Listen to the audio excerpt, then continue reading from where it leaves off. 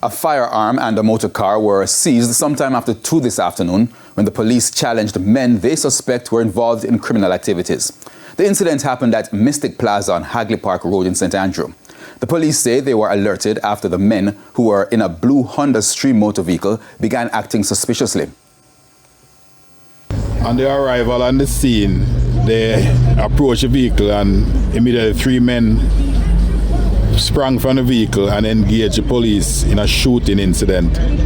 Luckily for the police, as they were tactically deployed, they weren't injured. They returned fire, the men ran, and in the pursuit of these men, a firearm was subsequently recovered in the nearby vicinity. The men managed to elude the police. We are not able to say if any of them were hit. The police believe the men were waiting on an opportunity to cause harm. It is to be commended the effort of the police in their quick action, thwarting what we believe to be a high crime situation that they were planning to execute in that general plaza area. And this is what we have been seeing in recent times within corporate area of persons committing various cases of robberies, heavily harmed as they were.